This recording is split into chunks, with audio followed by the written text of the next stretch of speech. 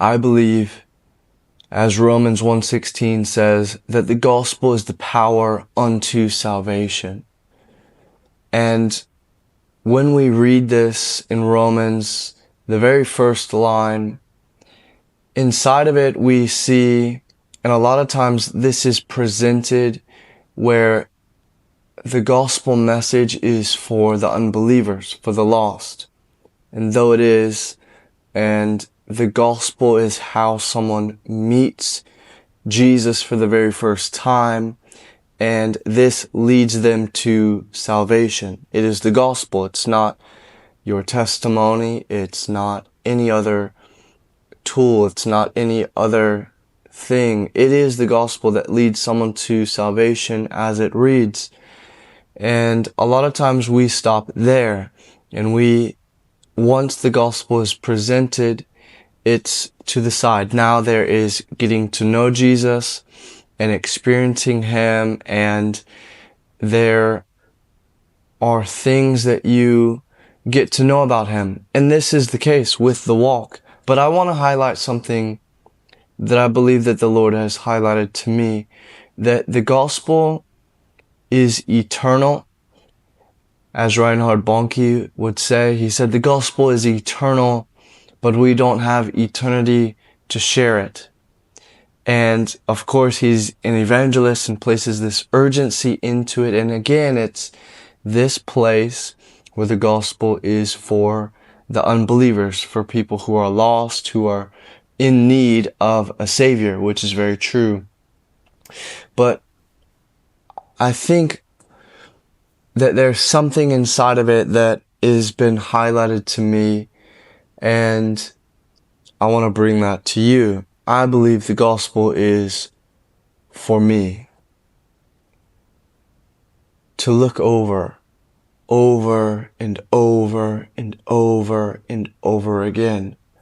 I believe that the gospel is to be looked at 1,000 times over. I believe that the gospel is something that is so hard to put into words. You know, it says that the gospel is the power.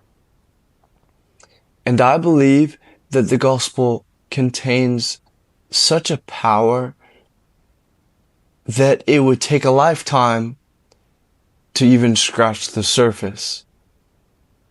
That if you just looked at the gospel every single day, you would be filled with power. Not for the need for power, but for the awe and wonder of it. I'm in my bed tonight, and I'm just talking to Jesus as I'm brushing my teeth, going to the bathroom, and just having a simple conversation with Him. Well,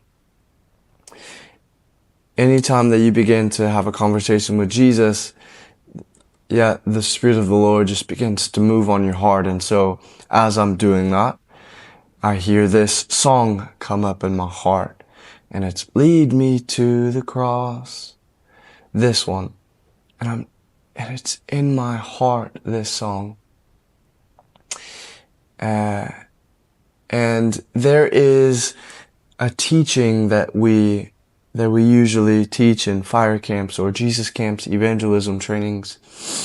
And sometimes, even before we teach or preach, we'll share a video, and it's with this song in the background, and it's the music video, it's the music video, and then everything that it's showing is in line with the lyrics, but it's of Jesus and how He's placed on the cross, and how He's beaten, how He's bruised, how He's nailed to the cross, and it goes on, and it's showing you Jesus.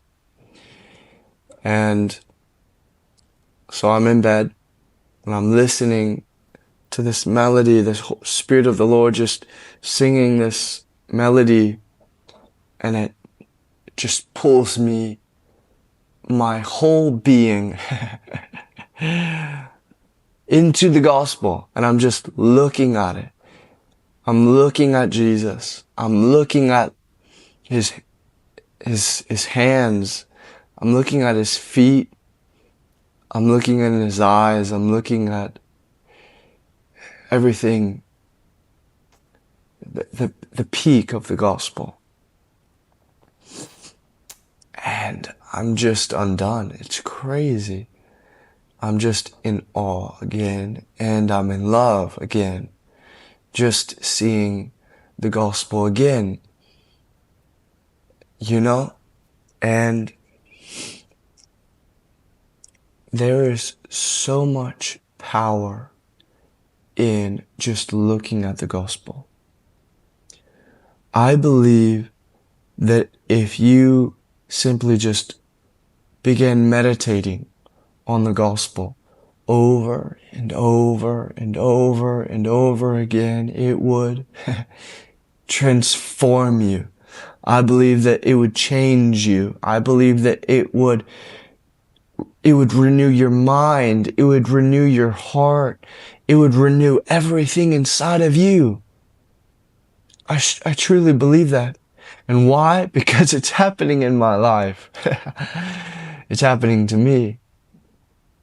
You know, I haven't made it a thing to review the gospel every day, but I tell you, every time that I look at Jesus, the gospel message that I present, that I preach, that Jesus is the Son of God, He lived a perfect life, He died a gruesome death that you and I should have received.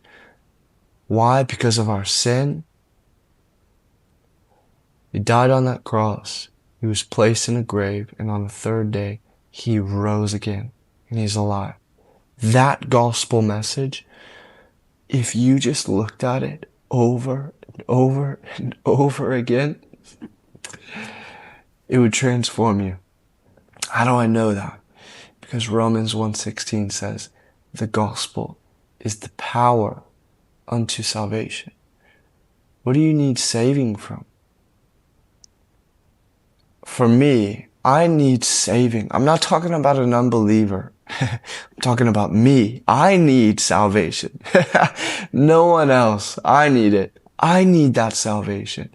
I don't know about you, but where did we get to the point where once we became a Christian and then a year goes by, 2 years go by, we don't need the gospel anymore?